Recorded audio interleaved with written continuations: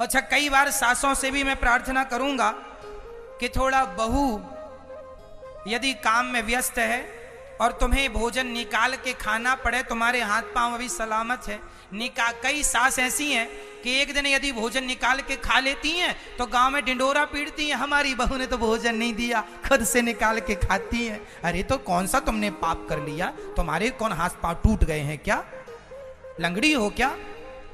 और एक दिन खा लिया तो उसमें क्या बहाना है?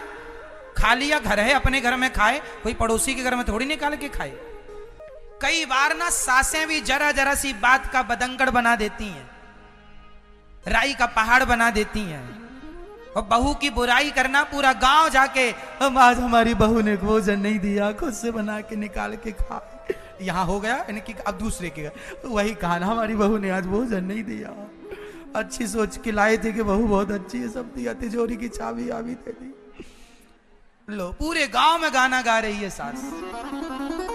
जरा सी बात तो मैं हाथ जोड़ के कहूं, रिश्ते दोनों तरफ से चलते हैं। यदि सास अपना धर्म, बहू अपना कर्तव्य पूरा करती है, बहू अपना फर्ज पूरा करे, तो सास का भी फर्ज है।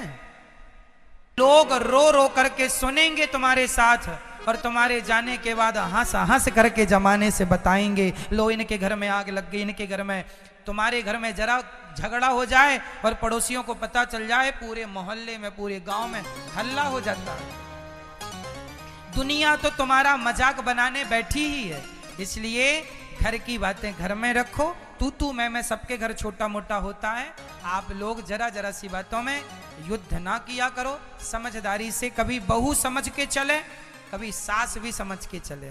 सास भी अपनी जिम्मेदारी निभावे और ऐसे रिश्तों को निभाओ। एक बहू और एक बेटा, बहू बेटा, एक माँ का एक बेटा था।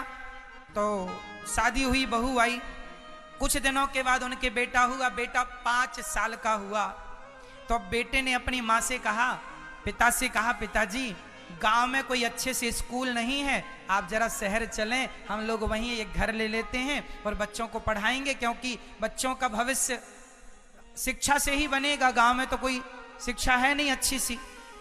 तो एक बेटे ने अपने माँ बाप से कहा कि चलो।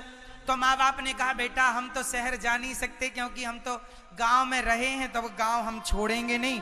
अब तो बेटे ने कहा, माँ तो आप आज्ञा करो, बच्चे का भविष्य का सवाल है। तो अब बेटे ने शहर में किराए का घर ले लिया, कमाने लगा। गांव में कुछ कम कमाता था, शहर में ज्यादा कमाने लगा। बोला, माँ आप भी आओ, पिताजी आओ, हम आपकी सेवा करेंगे।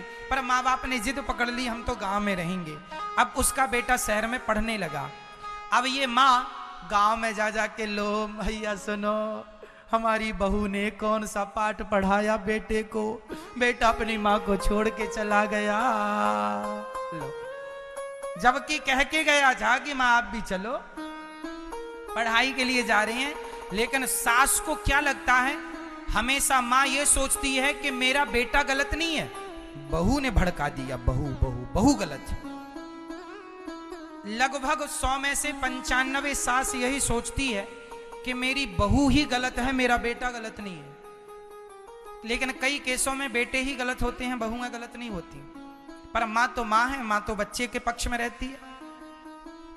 ऐसे लड़की की माँ को लगता है कि मेरी बेटी सही है, दामाद गलत है। इसलिए रिश्तों को आंखों में पट्टी बांध के ना देखो, आंखों की पट्टी उतार कर देखो।